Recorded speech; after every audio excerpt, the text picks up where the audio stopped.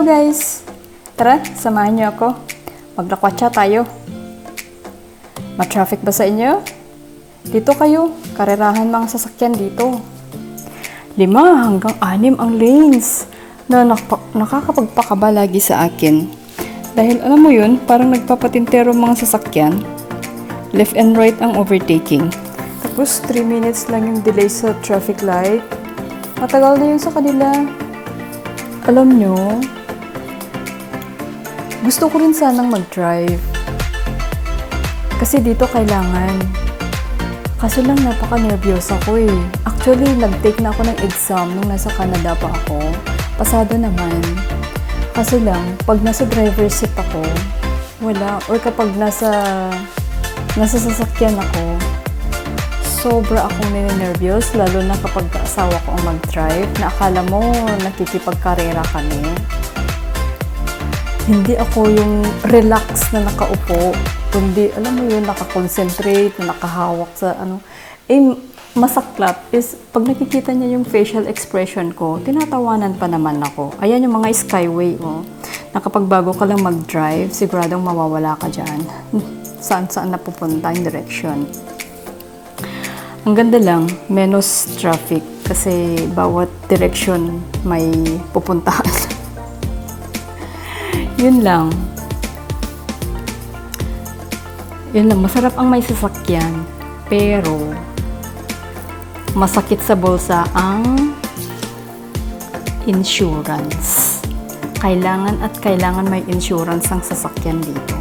Hindi pwedeng wala. Alam mo, sa totoo lang, naiinggit ako sa mga nagmamaneho. Masarap sana ang mag-drive. At least, nakakarating ka sa iba't ibang lugar, napupuntahan mo yung gusto mong puntahan. Kaso lang, takot talaga ako eh. Hindi ko na-overcome. Alam mo yung kapag nasa sasakyan ako, lalo na syempre sa harap ako, kaya kung minsan mas gusto ko mag-stay na lang sa likod. Pag nasa harap ako, alam mo yun, ang hirap.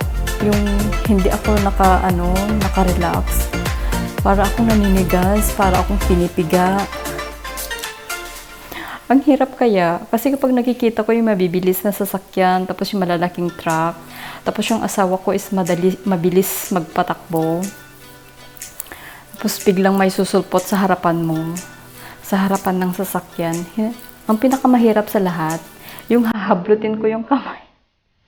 Yung hahablutin ko yung kamay niya is nagagalit siya. Siyempre, mas nagkukusa ko ng aksidente pag ganun. Kaya pinapagalitan niya ako. Ano daw ang ginagawa ko? Natataranta ako eh. Natataranta, sabay natatakot na akala mo yung sasakyan is andun, natutok na talaga sa sasakyan. Ay, ang hirap kaya. Ang hirap ng nervyosa. Malakas kasi ako magkape. Totoo ba yun? Pag malakas ka magkape is nakaka-nervyos. Hindi tayo pupunta sa mall ah. Wala tayong pang mall. Alam niyo ba yun? Na sobrang pahirap ang dinulot ng pandemya na ito. Buhay ko, buhay mo, buhay niya, buhay nila, masyadong naapektuhan. Dahil bagsak na ang ekonomiya.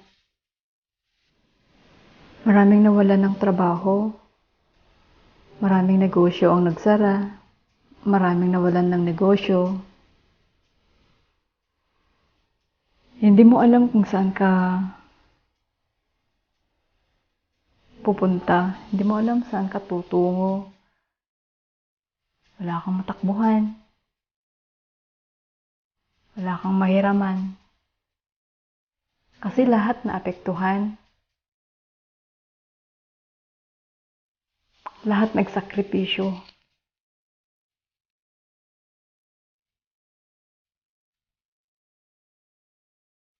Lahat iniisip kung paano magsimula muli.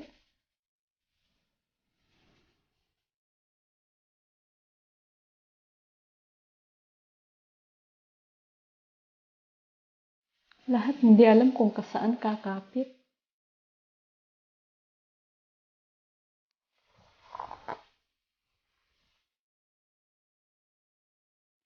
Kaya ikaw, habang may trabaho ka, mahalin mo, ingatan mo, pahalagahan mo.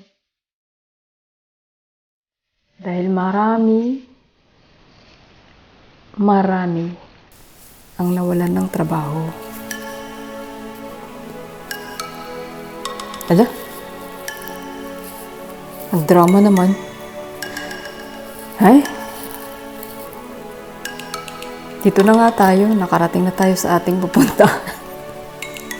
Natawa naman ako. Nakarating na po tayo sa ating pupuntahan. Punta lang tayo mag-ikot-ikot, maglakad-lakad, para naman makalabas sa bahay. Makalanghap ng sariwang hangin, makakita ng ibang mukha. Hindi yung mukha ng asawa ko. Ang lagi kong nakikita. Makakita ng ibang view.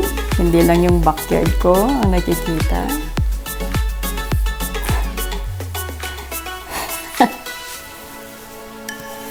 At para ma-stretch naman yung mga ugat-ugat natin. Kasi maghapon, 24/7, nakaupo.